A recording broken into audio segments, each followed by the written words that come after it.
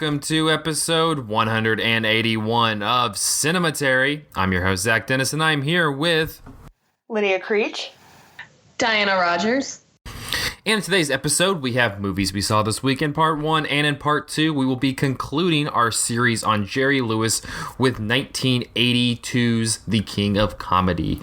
But before we get into that, let's go ahead and do movies that we saw this week. And you know what? I'll kick us off. How about that? Ooh. I'm going to kick us off. The first movie I wanted to talk about was The Florida Project. It's the latest from writer-director Sean Baker. You may remember him from Tangerine a couple years ago. I think it was on our Best of the Year list when we talked about it. But this one is has a little bit more in scope. It takes place over a summer in Orlando, and it follows this precocious 6-year-old named Mooney, who kind of gets into trouble, has adventures, plays with her little ragtag band of buddies, and deals with her mother, who seems to kind of make up jobs and find money in precarious ways as they live at this kind of extended stay hotel in Orlando, right in the shadow of Walt Disney World. It also stars Willem Dafoe, who plays the hotel manager. The 6-year-old Mooney is played by Brooklyn Prince, and she's just pretty wonderful. And I feel like one of the things that attracted a lot of people to Sean Baker's last film, Tangerine, was one, it had that tag that it was shot all on an iPhone, and two, I think it had this very very empathetic, very loving story about these characters, these transgender prostitutes in Los Angeles, and it was put together in such a way that it was so the story was so quick, so fast. Like the pacing of it was so quickly edited together, and you have just this kind of all in a day storyline happening, and there was so much energy to that movie. And the Florida Project really doesn't have a lot of that. It's much more leisurely in the way its narrative kind of draws out. It's I think it's much more reminiscent of like a Jean Renoir movie or a Yasuhiro Ozu film, where it's much more laid back. It's not really in terms of style in that way, but in terms of narrative, it's like I said, it's much more leisurely. It's just kind of wandering around the lives of these various characters, and you have Mooney and her mom. You also have one of Mooney's friends and her mother. And kind of those two mothers' relationships. Then you have Willem Dafoe's character to both the kids and the patrons at the hotel, and you kind of just enter this small community in Orlando, and it kind of welcomes you in there for a couple hours, and then you transport out.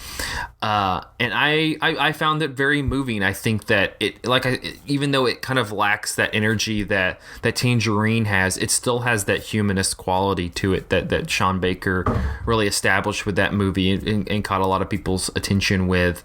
I think that Willem Dafoe is getting a lot of Oscar consideration for his role in this, and he is just very wonderful. I think he's kind of an actor that a lot of whenever you think of him in the roles that he's most known for, I think that there's a lot, sometimes a lot of manic energy or scary, sinister, something evil, something sinister, scary, evil.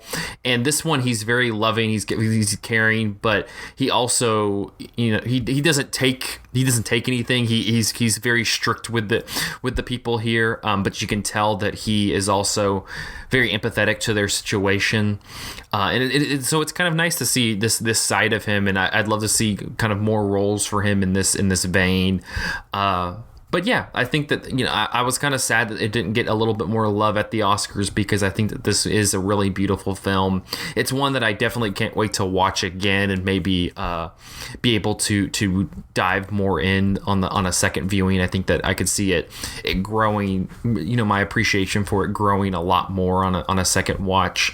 And I know a lot of people have been kind of divisive on the ending, and I really liked it. It's kind of it's one of those I'll wait. I feel like people should probably see it, and then we can talk about it to dive into it. But I like the ending of this movie, and so yeah, I think it's now available for streaming options on like Amazon, and iTunes, and etc. If you'd like to buy or rent it or whatever.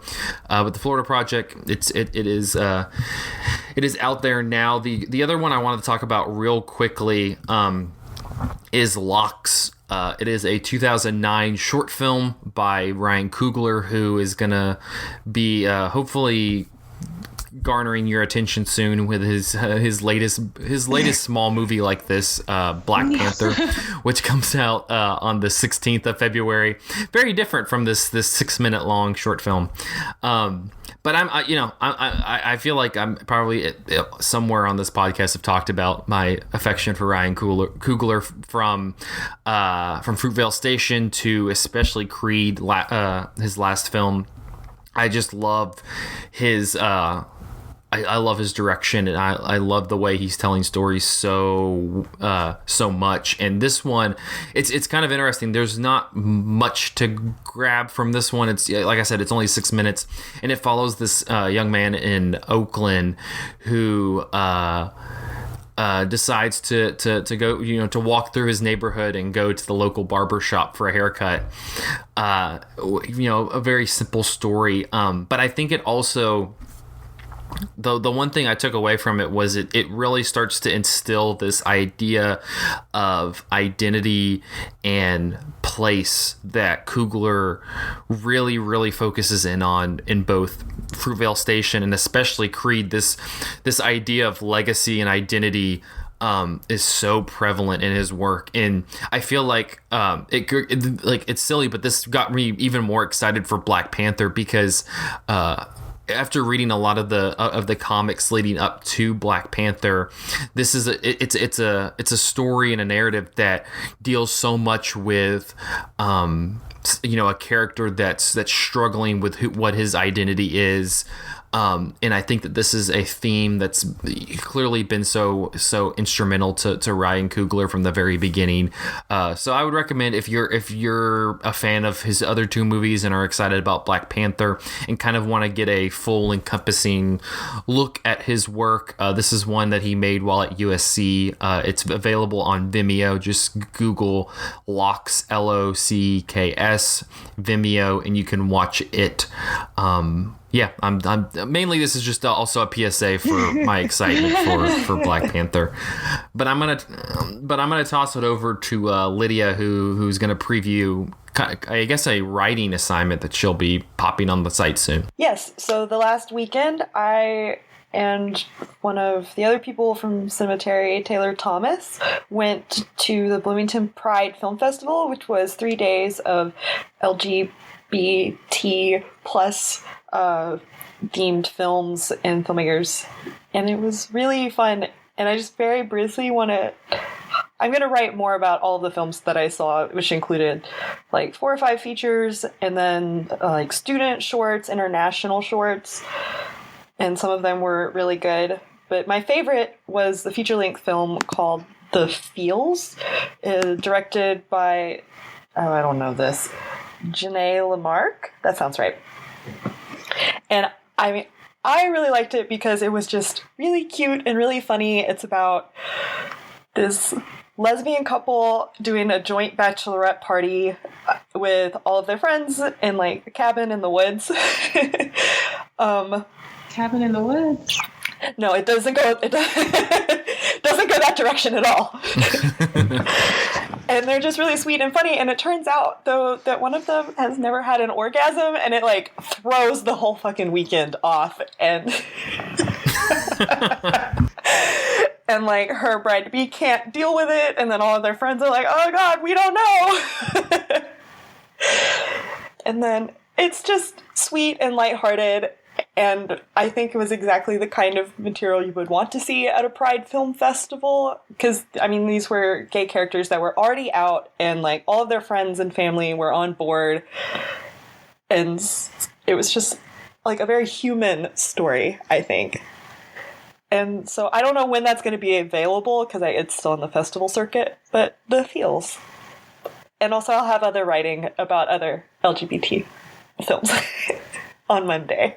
I'm looking at it on IMDb. It also stars Constance Wu, who. Oh right, I should have said that. I guess for TV people, she's on Fresh Off the Boat, the TV show on ABC. So big. That's a relatively big name there attached to the movie. So hopefully that means it'll get a release. Yeah, she was really good, and her girlfriend Angela was played by Angela Trember, who was also very good. Like, the talent was incredible. Great. Diana, you had a couple movies that you want to talk about. Yeah. Well, over the weekend, I saw Call Me By Your Name, which is pretty well known and out there right now. It just got 4 Oscar nominations, I think.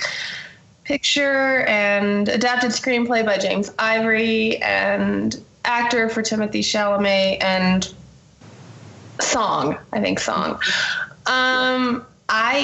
is a coming of age story, a romance set in 1983 in Italy.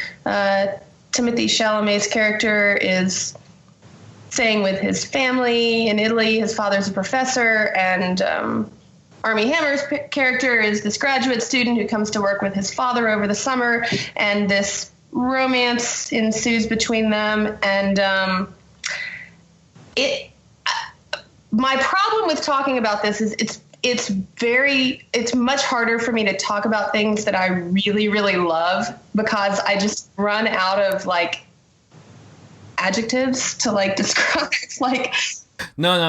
No, you're 100%. Like when I talked about this movie before, it was like, I don't know how to describe this movie because it's all about feeling stuff, and it's hard to be like, yeah, and there's like this and this and this, and you feel this and this, and it's difficult. Yeah, and like I can tell you, like I cried for the last like half of it, and not just out of like sadness, but just like being overwhelmed by the emotion that these characters were experiencing. Especially, I mean, Timothy Chalamet is incredible in this. And I just felt kind of repeatedly overwhelmed by it. Like, you feel like you're in it. You feel like you're in this romance so strongly. And I really like that, but I don't know how to talk about it very well. So yeah, let me ask you this. So you like feel free to jump in here. Is that good? Well, I want to ask you this, because this has been something that I've noticed on a lot of for a lot of the people who may kind of detract and not like this movie as much, and what was your reading on the relationship between the Timothy Chalamet and Armie Hammer characters? Did you read it as this kind of like older person taking advantage of a younger person? Like, did you feel like it was like, because I've seen a lot of people almost describing their relationship as like sexual predatory. I've seen that too. Because I didn't feel that at all. Mainly because Chalamet's character Elio is so self-assured and has such a strong sense of self, way more than Oliver does, I think. And the only thing that really frustrated me about Armie Hammer's character Oliver was that he was reluctant in ways that and kind of like teasing in ways that frustrated me. And I don't know if that was because he was uncomfortable with his own sexuality or whatever, but I felt like the Timothy Chalamet character knew exactly who he was and what he expected and wanted to get out of that relationship. And And so the only thing that frustrated me, because I've seen those things too, the criticism with the age difference and whatever, but I didn't feel that at all. I just felt like, you know, I just wanted Armie Hammer to kind of get on Timothée Chalamet's level and be like, y'all really dig each other. Just like, get well, it. That's so. No, I think you described it really well, because it's funny when you look at the two characters. Timothée Chalamet, I think, is a little bit shy socially, a little bit, but at the same time, he's much more forward with the more sexual part of the relationship, while Armie Hammer is way more open socially, but is much more reserved in the sexual portion. And that kind of that kind of inertia between those two forces is what makes the movie so compelling, I think. Yeah, exactly. But yeah, it's this. I feel like you can probably see this movie pretty readily now. It's jumped it to a lot of theaters because of the Oscars. So if you haven't seen Call Me by Your Name, Absolutely. I think we recommend it. Yeah. But you had another movie. I saw It Comes at Night. I watched on Amazon streaming a few weeks ago when I had a snow day from work, and I missed that in the theater last year and was very excited to see it. It's an A24 production, and I always like those. And from the trailers, it looked kind of a sinister, mysterious, probably supernatural element. That was what I thought going into it, and it was not exactly that. I guess it may have had a supernatural element depending on how you want to read it, but it was an isolated family in the midst of a plague that has wiped out a lot of the population. You don't really know how much, because it's, again, a family isolated in the woods who kind of through a series of situations takes up with another family, and they are forced to form this sort of uneasy alliance in one house together. But there's a lot of distrust, and very, very bad things happen. And it is an extremely depressing movie. Very well made, and I very much appreciated it. But like I said earlier, I don't know that I would want to revisit it. Well, this is one that a lot of other cinematarians were violently against. That they really disliked this movie. It was one of their least favorite from last year. I think it was a whole lot of nothing. A nothing movie. Yeah. I'll just read Andrew's brief thing from Letterboxd from his review of on Cinematary. He says it's hardly a movie; it's a non-movie. It is three dogs on each other's shoulders in a trench coat instead of a movie. I do really think that it is like I remember when I was watching it, I thought this is kind of like watching The Walking Dead, but way more kind of detached and more sophisticated. But I still had a very emotional reaction to the ending, I guess, because it's very brutal. I mean, it doesn't pull any punches, which I appreciate in a movie.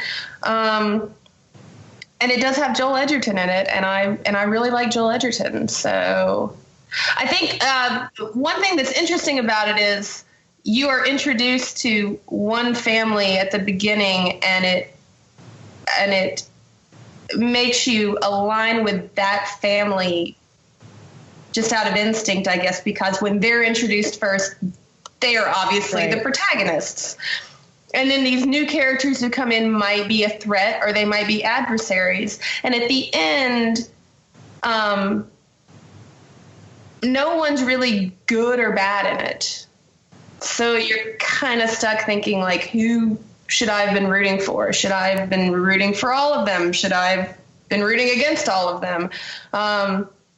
Is there some way that they could have resolved the situation in a better way than they did. And there probably was. But in dystopian times where a plague has wiped out most of the world, maybe that's not possible. So I'm not sure. Yeah. It seems like A24 has like one like brand horror movie every year. You know, they had The Witch 2 years ago. Then last year they had this one. And then that Hereditary, which the trailer just came out with. It seems like there's like they have an on-brand horror movie every year. I don't know if that's good or bad. And already like the advertisements for it are like, it's the scariest thing since The Exorcist. And I'm like, guys, let's not. Okay. Guys, don't. Well, that's what they always do too. Yeah. Well, that's it. They said the same things for The Witch, and it comes at night. Like they sold it as like just this incredibly frightening experience. The Witch was though, except The Witch. I agree. The Witch was absolutely terrifying and fantastic. Although, but it's also like not conventionally like what you would it. Like I could feel the audience turning against The Witch. Yeah. And that's a marketing thing that's clever, but also might bite them in the ass at some point because people want a certain type of horror movie, or a lot of people do. And like, I wouldn't even describe It Comes at Night as horror. It's just I don't know what I would describe it as. Just a suspenseful, very, very, very dark drama. Very, very dark character study. Very, I don't know. Well, It Comes at Night, I believe, is on Amazon Prime for those interested in watching an artsy Walking Dead episode. All right. Well, we're going to take a short break. We'll be back talking 1982's The King of Comedy after this. Hello, Cinematary listeners. This is Andrew Swafford with an important message during this break in the show. Cinematary would like you to know that we do not want your money, and we don't want to place ads in the show at this time. That's not why we do this. We do it because we enjoy each other's company and because we want to bring you our pure, unadulterated opinions on the world of cinema. However, there are a few things you can do to help out the show that we would greatly appreciate. Firstly, leave us a review on iTunes, preferably a positive one, because the algorithm gods tell us that reviews increase our podcast exposure. Secondly, send us a tweet at Cinematary, or better yet, send an email to cinematary@yahoo.com so that we can hear from you guys for a change.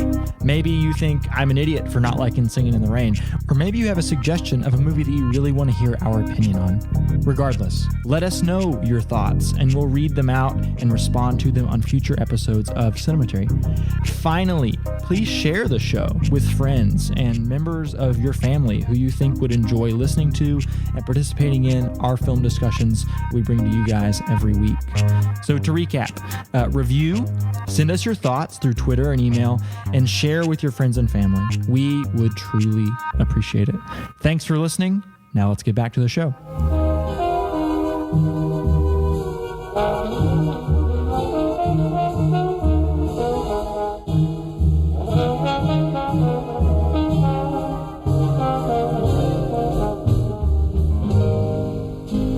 I'm gonna love you like no one's loved you. Come rain or come shine.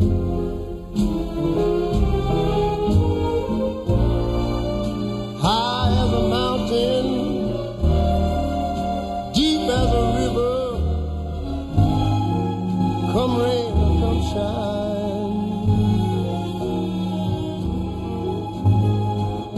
And we are back with part 2 of episode 181 of Cinematary. In this part, we will be concluding our series on Jerry Lewis with 1982's The King of Comedy. This one is directed by Martin Scorsese from a script by Paul D. Zimmerman, and it stars Robert De Niro, Jerry Lewis, and Sandra Bernhard. And the film follows Rupert Pupkin, played by Robert De Niro, a wannabe talk show host that thinks he's getting his big break with the help of talk show giant Jerry Langford, the Jerry Lewis character, but ends up spiraling spiraling into a kidnapping plot with the help of another stalker, played by Sandra Bernhardt, in order to get his shot at fame. After Raging Bull was completed, Martin Scorsese thought about retiring from feature films to make documentaries instead, because he felt, quote, unsatisfied and hadn't found his inner peace yet. However, he was keen to do a pet project of his, The Last Temptation of Christ, and wanted De Niro to play Jesus Christ. De Niro was not interested and preferred their next collaboration to be a comedy. Scorsese had purchased the rights of a script by film critic Paul D. Zimmerman. Michael Cimino was first proposed as director of King of Comedy, but eventually withdrew from the project because of the extended production of Heaven's Gate. Scorsese pondered whether he could face shooting another film, particularly with a looming strike by the Writers Guild of America. At the time he wrote his script, Paul D. Zimmerman was inspired by the David Susskind show on autographed hunters and an Esquire article on a fanatical Johnny Carson follower. After such a strong critical appreciation for the way in which Scorsese had shot Raging Bull, the director felt that the King of Comedy needed more of a raw cinematic style, one of which would take its cues from early silent cinema, using more static camera shots and fewer dramatic close-ups. Scorsese has noted that Edwin S. Porter's 1903 film Life of an American Fireman has greatly influenced the visual style of the King of Comedy. Robert De Niro prepared for Rupert Pupkin's role by developing a role reversal technique consisting of chasing down his own autograph hunters, stalking them, and asking them lots of questions. As Scorsese remembered, he even agreed to meet and talk with one of his longtime stalkers. Scorsese said the guy was waiting for him with his wife, a shy suburban woman who was rather embarrassed by the situation. He wanted to take him to dinner at their house, a 2-hour drive from New York. After he had persuaded him to stay in Manhattan, De Niro asked him, "Why are you stalking me? What do you want?" He replied, "To have dinner with you, have a drink, chat. My mom asked me to say hi." De Niro also spent months watching stand-up comedians at work to get the rhythm and timing of their performances right. Fully in phase with his character, he went as far as declining an invitation to dinner with Jerry Lewis because, quote, he was supposed to be at his throat and ready to kill him for his chance. Scorsese's first choice for talk show host Jerry Langford was Johnny Carson. Carson refused the role, claiming, quote, "You know that one take is enough for me." The entire Rat Pack was also considered, specifically Frank Sinatra and Dean Martin, before a decision was made to select Martin's old partner, Jerry Lewis. In the biography overview of his work, Scorsese on Scorsese, the director had high praise for Jerry Lewis, stating that during their first conversation before shooting, Lewis was extremely professional and assured him before shooting that there would be no ego clashes or difficulties. Scorsese said he felt Lewis's performance in the film was vastly underrated and deserved more acclaim. According to an interview with Lewis in the February 7th, 1983 edition of People magazine, he claimed that Scorsese and De Niro employed method acting tricks, including making a slew of anti-Semitic epithets during the filming in order to, quote, pump up Lewis's anger. Lewis described making the film as a pleasurable experience and noted that he got along well with both Scorsese and De Niro. Lewis said he was invited to collaborate on certain aspects of the script dealing with celebrity life. He suggested an ending in which Rupert Pupkin kills Jerry, but that was turned down. As a result, Lewis thought the film, while good, did not have a, quote, finish. In an interview for the DVD, Scorsese stated that Jerry Lewis suggested that the brief scene where Jerry Langford is accosted by an old lady for autographs who screams, "You should only get cancer," when Lewis politely rebuffs her, was based on a real-life incident that happened to Lewis. Scorsese said Lewis directed the actress playing the old lady to get the timing right. In 1982, Variety said, "The King of Comedy is a royal disappointment. To be sure, Robert De Niro turns in another virtuoso performance from Martin Scorsese, just as in their 4 previous efforts. But once again, and even more so, they come up with a character that it's hard to spend time with. Even worse, the characters, in fact, all the characters, stand for nothing." In her review, entertainment columnist Marilyn Beck approved Johnny Carson's refusal to play in the film, supposedly because he feared the film could inspire psychopaths like John Hinckley. Beck considered The King of Comedy even more dangerous than Taxi Driver because of its lack of blood and the fact that viewers could easily identify with De Niro. In a documentary featured in the first DVD release of the film, Scorsese himself acknowledged the connection between the two characters, saying, "Taxi Driver, Travis, Rupert, the isolated person. Is Rupert more violent than Travis? Maybe." In 1983, Roger Ebert said, "Martin Scorsese's The King of Comedy is one of the most arid, painful, wounded movies I've ever seen. It's hard to believe Scorsese made it. Instead of the big city life, the violence and sexuality of his movies like Taxi Driver and Mean Streets, what we have here is an agonizing portrait of lonely, angry people with their emotions all tightly bottled up. This is a movie that seems ready to explode, but somehow it never does." In 1982, Pauline Kael in The New Yorker described the character of Rupert Pupkin as, quote, "Jake LaMotta without fist." She went on to write that, quote, "De Niro in disguise denies his character a soul. De Niro's bravura acting in Mean Streets, Taxi Driver, and New York, New York collapsed into anti-acting after he started turning himself into repugnant flesh eggies of soulless characters. Pupkin is a nothing." In 2010, for a retrospective, film critic Mark Kermode said, "Perfectly pitched between satire and horror, The King of Comedy finds both its director and star working at the peak of their powers. The dramatic punch of the piece being strengthened by understatement, by the fact that neither director nor star are grandstanding." On that note, let's talk about The King of Comedy. But let's start with Diana. You haven't been on any of our Jerry Lewis episodes, so I'm kind of curious to see what you think of Lewis as a performer prior to this movie. Full disclosure, this is the first Jerry Lewis movie I have watched start to finish. I have seen scenes from other movies, and also, kind of embarrassing confession, I really liked the MDA telethons. So that is kind of my only experience with Jerry Lewis, is that on Labor Day every year since I was a child, I kind of dug watching Jerry Lewis telethons. So I come into it not knowing very much about him as a performer, as a comedian, as an actor, and I thought he was quite good in this, actually. I thought De Niro was too. It was extremely uncomfortable to watch, though, from start to finish. Lydia and I were talking before off mic that it's a very anxious experience. Yeah. And I think it should be. I mean, I don't think that's a That's not a failure. That is absolutely how it should be. I thought Lewis was great, though. Honestly. Lydia, as our Jerry Lewis, whatever the opposite of what Rupert Pupkin is. That's you. Opposite of a stan. What did you think of The King of Comedy? I mean, Jerry Lewis was fine in this. I think him not being actively the center of attention all the time is a really good thing. And honestly, his performance here was totally different than everything I've seen up to this point. It's much, not even quieter, like angrier. You could, he seemed like he was about to explode at every minute.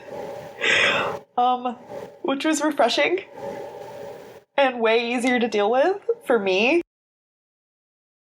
And so maybe, I don't know, if we're coming to the end of the series and my main comment is going to be Jerry Lewis is better as a side character and also not when he's being funny. But I guess the movie plays on who he is and the persona that he built up.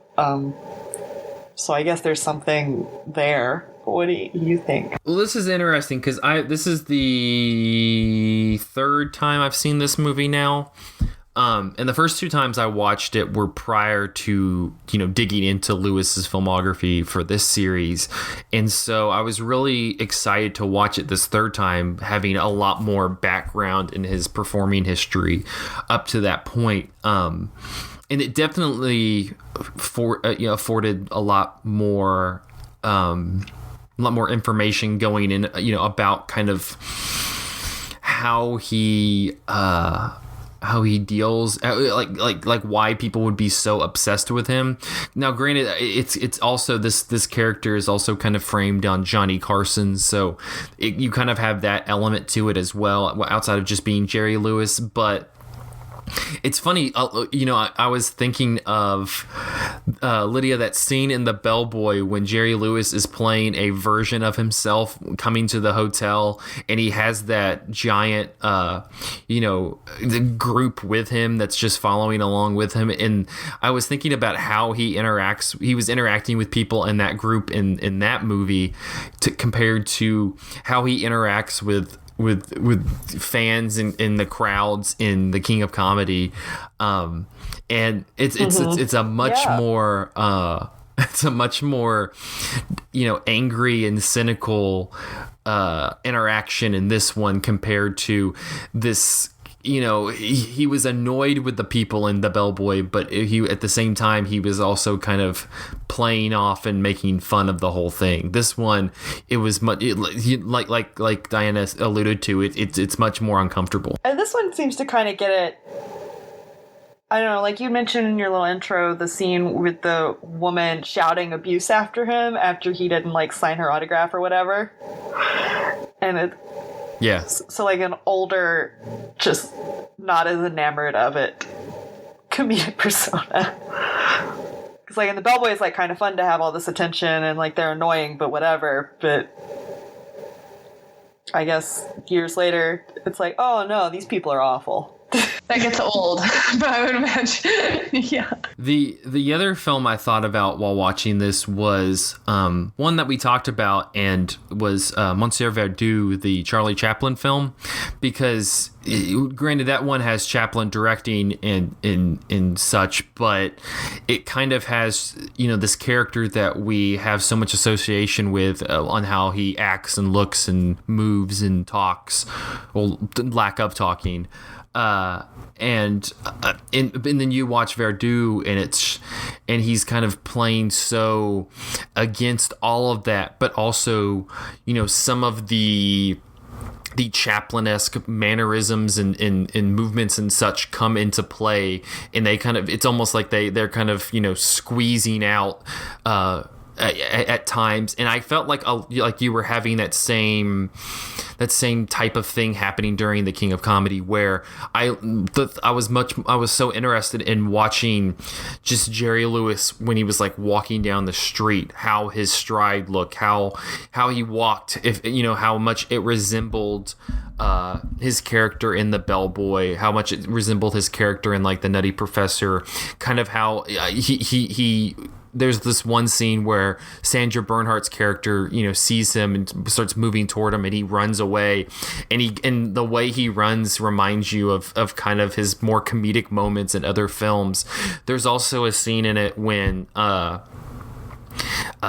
he's it's him and Rupert and somebody else, and they're shaking hands. Oh, it's on the talk show, and they're shaking hands. They're all going to different people and shaking hands, and the kind of claustrophobia of it reminded me of the scene in Artists and Models, when Jerry Lewis's character is they're all, he and Dean Martin and the two nurses are all twisted up in a wad up on the table. And just kind of the physicality of that. That was kind of what I took away this time watching, was a lot of those small moments of, quote, Jerry Lewis, as that we know him as a performer, were kind of squeezing out of this much more restrained, uniformed performance. I think I agree with Scorsese. It's very underrated. But looking at the film at large, what did you think of De Niro's performance, and kind of going off some of these of the Scorsese movies that he's done before, Mean Streets and Taxi Driver and Raging Bull. What do you think of this character? A lot of the critics were referring to him as unlikable. Was that something that made it difficult for you to watch or enjoy the movie? Oh, he's unlikable, but he's horrifyingly relatable in a way too. I mean, and that is what made it so uncomfortable for me. Like, it's like watching this Walter Mitty Taxi Driver kind of mashup where he has these pitiful kind of fantasy sequences where he's imagining that they're best friends and he's going to be on the show, and he's having those conversations, those one-sided conversations, and his mom is yelling down at him in the basement to be quiet. Like, it's so sad, and I was kind of sympathetic up until a point when I just got very frightened by him. And I was like, would you just leave Jerry Lewis alone? Like, he doesn't, just back off and be decent. And he didn't know how to be. He's like very menacing. I don't like something's wrong with the way that he's interacting with everyone. And at first you're just kind of like, oh, he's a little bit weird, but then it's like sinister. Yeah. And his refusal to, like, when he repeatedly goes to the studio and like menaces the receptionist and the one woman who, everybody also is way more patient with him than I feel like they would be in real life. Like, they're very kind of nice, like, just come back tomorrow and it'll be fine. Like, I don't know why people aren't telling him, just go home. You're not performing anywhere as a comedian. You don't have video, you don't have audio, you don't have anything that you can show us.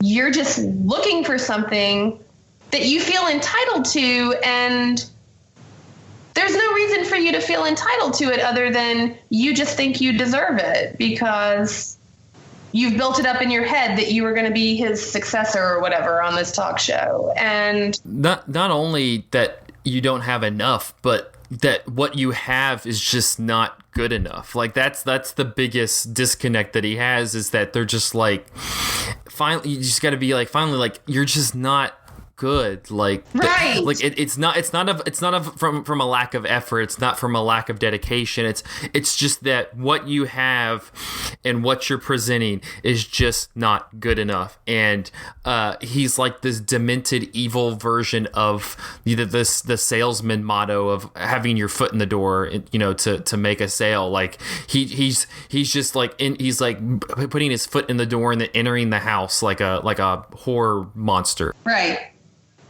Yes, and especially in that scene where he takes that poor woman who he's trying to make his girlfriend out to Jerry Lewis's, like, oh my god, that whole and then it just became like, am I watching Funny Games or something? Like, what is going to happen? Is everyone just going to die horribly at any minute? It just, the tension in that was so because it was so understated and like when she realizes what's happening, she's like, oh my god. I know, and she's apologizing profusely. I didn't know. I am so sorry. Oh my god. And that scene's so great also because the way that Scorsese structures the film is it's always cutting between like what's happening in reality and what's happening in Rupert's reality. Right. And so when that scene happens, especially the first time I watched it, I couldn't figure out, is this actually happening or is this like what he's imagining? Because just the fact that he knows where the house is and is like getting through the door and all this other stuff, it seems like it's some vision. And the fact that he got her to go out there with him. Like, I never even understood from the beginning why she gave him the time of day. Like, but she did, kind of.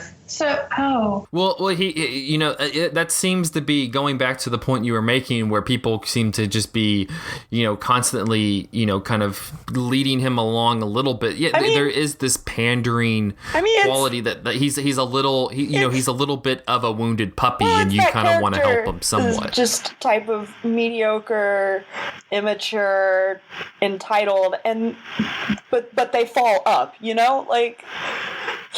He does sneak his way onto the talk show and get a couple of laughs, and then he gets a fucking book deal. Like, right. Other people, that would ruin their whole lives because he has no gumption, or somehow it works out in his favor, And I think that's the real kind of horror of it. You're like, oh, he's fine. Fuck. Yeah. Well, that's just what's so, I think, prescient to today, outside of the obvious political connections we can make, but just, I think more, but they're fine. It doesn't matter. But I'm thinking more like in the realm of like, Instagram, social media, the people whose job it is to kind of make that whole area their livelihood. Like it just has this falsehood, this lack of genuine work that just feels like something that you're kind of like, he just feels like a 1980s version of a YouTube star, because pretty much he literally goes on TV and it goes viral before viral was a thing. Like that's pretty much what this movie is doing. And that's why I guess critics in the 80s were a little bit, they were kind of, they really didn't buy this movie, and it seems to have grown in appreciation over the last few years. They had no idea what was coming. They'd be so sad. Didn't know it was going to be so eerily relevant right now. Yeah. The other person, and I feel like I don't hear enough people talking about her, is Sandra Bernhardt's performance in this movie, because you have the energy of Robert De Niro's Rupert Pupkin, which is great, but you feel like he has much more of a focus in his energy, while she's just all over the place, and it's just it's something. She was kind of terrifying too. Like, she's more terrifying almost. Dinner scene. Well, because Pupkin wants to use him to be famous, and she's just full on obsessed with him. I mean, exactly. Yeah. Yeah. There's no end goal to what she's doing. I don't. Lord, that dinner scene was terrifying. So do you think that their character, like, they just met stalking Jerry Lewis? Like, that was how they got to know each other? Because I was like, I don't think they were friends before they ran into each other. No! Outside of the stage door. It's not orchestrated or planned by the two of them. It just kind of happened. Like, I shoved you in the car, and then I defended him, and then I got an in. So, well, there's clearly this network of Jerry Lewis stalkers in here, because at the very first scene when he's coming out of the taping, there's people who are like talking to Rupert, going, "Hey, Rupert, I got this spot." Like they're all communicating with each other, so they're clearly there every night. So there's a network in place of stalkers. Which maybe that's like its own movie, is just like all the stalkers and their different beats. You had to work a lot harder back in the day. These young celebrity stalkers don't know how good they got it. How did they do that before they had like internet chat rooms and stuff? They just hung out there and kind of got to know each other, I guess. You had to work a lot harder back in the day. These young celebrity stalkers don't know how good they got it. Exactly. You just show up and put in the work back in the 80s. So how do you all feel about? Because I feel like this goes in line with a lot of Scorsese's movies of these just deeply unlikable, angry, really demonic characters in the vein of like Taxi Driver or Raging Bull, or more recently something like Wolf of Wall Street, of these characters that just seem to reach these peaks of success in just the most terrible, evil ways. And of course some of them have the the downturn. This one really doesn't have the downturn. It just ends, which is kind of strange. We can talk about that, but I mean, has that worked for you? Do you feel like this is a better version than the others, or vice versa? How do you feel about that? His kind of exploring that kind of character. I hadn't realized that he'd done Wolf of Wall Street too. I like this one much better because it wasn't quite as long. And like hammering it home, but it's the same sort of like terrible behavior, and then they go to prison for a little while, and then they get a book deal. And well, that's what's so interesting about this one is like Wolf of Wall Street. Like this one, when it ends, it's like the halfway point of that movie, because he goes up the mountain and then he goes down it. This one, he goes up the mountain and then it ends, and that's what makes it so and strange. You don't see him come exactly. down. This movie. Sorry, not to get away from comparing it to other Scorsese, but it reminded me of a lot of the other media circus movies that came out around this time, like Network and Dog Day Afternoon, which is slightly different, but just like really biting satires about how easy, I guess, it is to manipulate and how soulless all the people in the industry are. I don't know. Yeah. No, it's true, because we talked about it earlier, but yeah, Rupert is just this character who kind of has that twisted mentality of get your foot in the door, and after a while you'll be able to get through. And the thing that's different between him and how that mentality kind of works is that he's sticking his foot in the door and kind of expecting it to be handed to him. He's like what baby boomers assume millennials are like, but in actuality, there has to be like a degree of work that's put up to that leads up to the foot going in the door and then them giving you a chance. And there's not work involved. There's just kind of more planning to set up his final rise, and that's what makes his monologue at the end of the movie so strange, because like you finally get to see him as a comedian, as a talk show host, and he's not bad, but he's not good either. He's just right. He's just fine. Yeah, he's just fine. And it's so that's it's kind of just like you don't know what to do with him, and just the fact that he's set up so many outside absurd things, that's what leads him to continue to go up and up, not really him actually doing any work. This was probably his first time actually working a crowd, but I really like this compared to I like Taxi Driver as well, but I just like creepy, evil Robert De Niro. I do kind of like those characters because he plays them. He does. He does add this bravado, this masculine bravado to it. That kind of this swagger that you go, like you're a piece of shit, but I kind of like. But like, how are you? Yeah, but you are so self-assured from start to finish that it is almost kind of. Even though he has no reason to be. Stop. I'm like. That's kind of impressive. Like, he's really relentless. He's just gonna wear everybody down.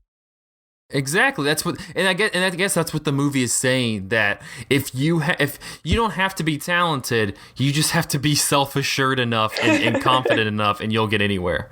And a man.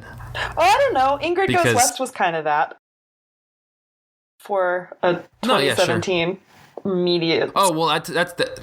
No, I agree, because I remember when I saw that movie, I told Andrew that I felt like it was a King of Comedy, rip-off type thing. Yeah, but for California in the 21st century. That one though, That one though, it does have a similar ending where it leaves her kind of she does have I think a little bit of a lower point than they really give Rupert, because whenever Rupert's low point is actually happening, it's in a kind of montage moving toward the final moment of the film. And you don't actually know if he has any moment of like introspection. Right. Exactly. Right.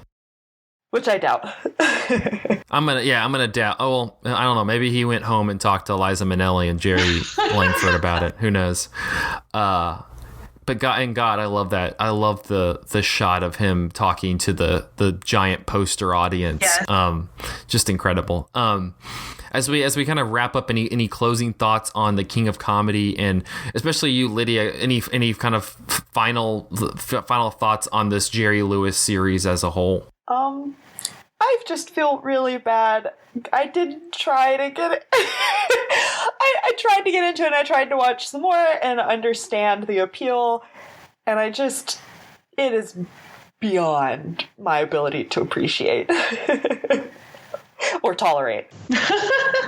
Yeah, that's, to each their own. Diana? I'm not saying this will make me want to watch other Jerry Lewis movies, but I'm not necessarily opposed to watching other things. I have friends who are diehard Jerry Lewis fans, and I would maybe like to understand that, but maybe not to the point that I actually want to seek out his movies and watch them. I would say don't start with the Dean Martin ones. Yeah. Don't do I guess the Bellboy. Y'all seem to like that. Yeah. I don't know. I think I've said most on the King of Comedy. I really do like this. I do put it in the A grade Scorsese echelon. And I think I would say more final thoughts on Jerry Lewis, but at the same time I feel like we kind of got a lot of that out last week when we were just spitting fire at the Nutty Professor. So I'm just gonna say go back and listen to the final thoughts from the last episode if you want to see my see how we feel about that one and kind of feel about him as a whole. I don't know. I'll say this. I don't regret doing the series. It's not like, man, we shouldn't have done that. I think that it was kind of important for us to at least explore this avenue of filmmaking, because I agree that there is aspects of how he made films that were integral in how we, in comedies today, in how we, in a lot of those kinds of those aspects. And so I was glad to have watched the ones that we did, and I mean I liked the Bellboy. It was fine, and so even though I didn't like Artists and Models and the Nutty Professor, I think that this was a series worthwhile. And if we had to do it again, I would vote to do it again. Good, maybe in a different order. Maybe we can mix it up a little bit. Who knows? All right. Well, that will wrap up this episode of Cinematary. You can find us at Facebook at facebook.com/Cinematary, where we are crawling up in likes. We're doing a giveaway right now where if you like the post that's pinned at the top of the Facebook page and share the post, we are giving away a keychain, a sticker, and a t-shirt of Cinematary. So go do that, because the t-shirts are super comfy. So if you need a new t-shirt, one for it's one that I'm buying you. So you might as well take my free t-shirt that I'm going to give you. You can also find us on Twitter at Cinematary, and on Letterboxd at letterboxd.com/Cinematary, where we post all the movies that we talked about this week. Next week, we will be starting a new series where we will be looking at the actress and recent Oscar nominee Greta Gerwig. We're going to be going over her films Hannah Takes the Stairs, House of the Devil, Damsels in Distress, and Frances Ha. But yeah, I'm excited to kind of dive into Gerwig's career, because Lady Bird was definitely one of my favorites from last year, and I'm kind of curious to see some of her pre Noah Baumbach movies. Those I'm kind of I haven't seen a lot of those. But and then we also have our final best of 2017 canon list. We did our favorite hidden gems from last year.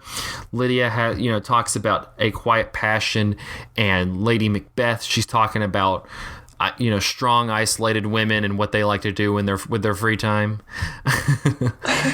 I wrote about Princess Sid and Win It All, but yeah, we got some good ones there. If you've missed the other list, we did foreign films, blockbusters, and comedies.